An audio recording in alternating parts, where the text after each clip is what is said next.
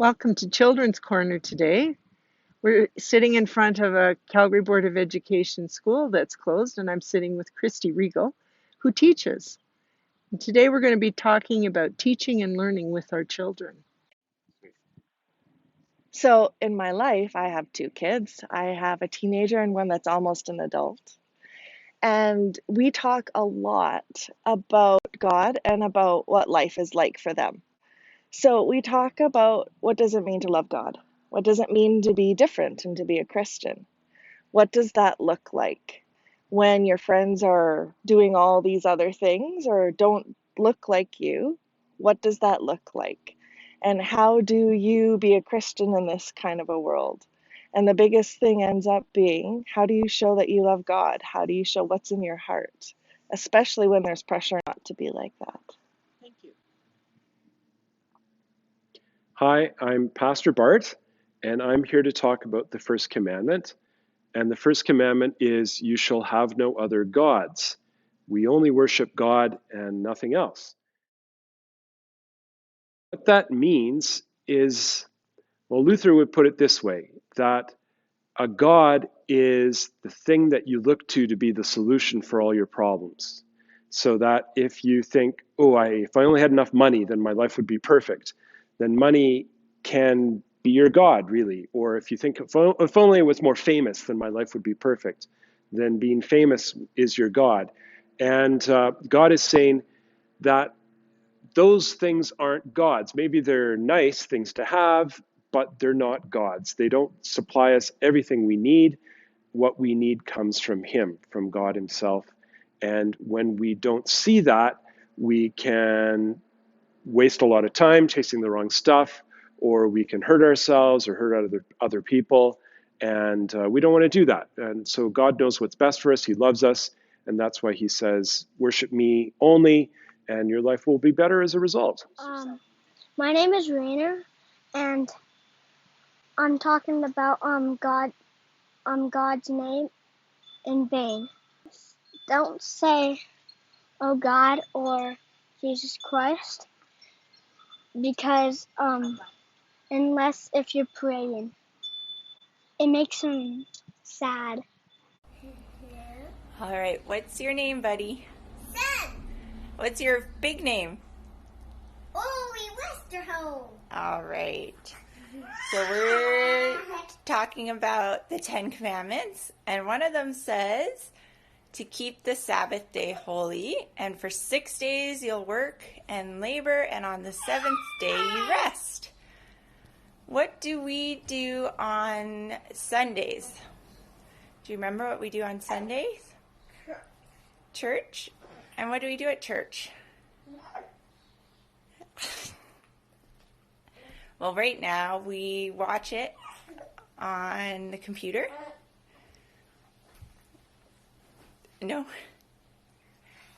But when we go to church, what happens? Are there songs? And someone tells a children's story? And you learn about Jesus, and then you go downstairs and you play with your friends?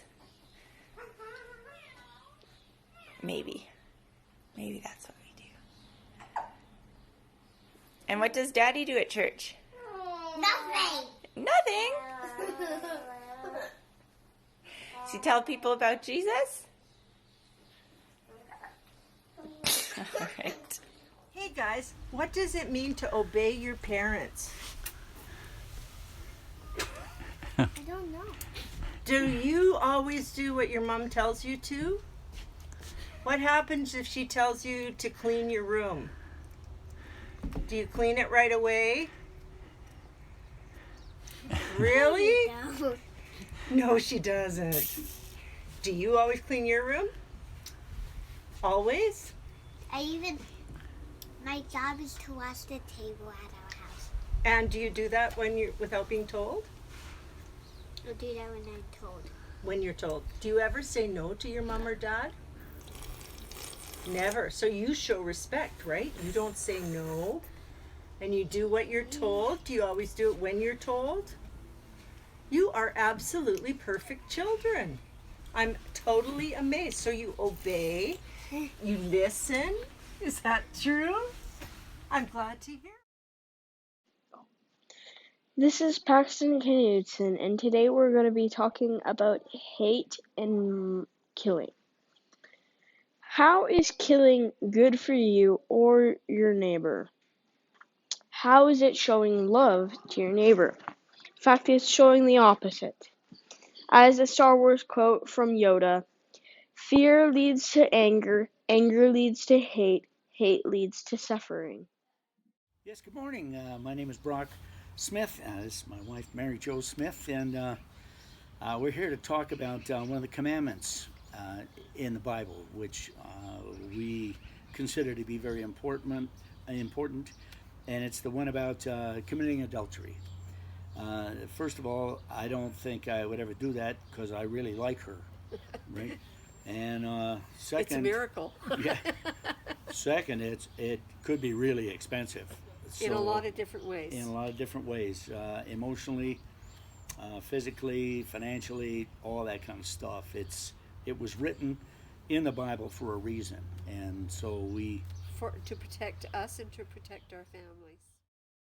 I'm Theo Regal, and I'm here to talk about why not you shouldn't steal other people's stuff.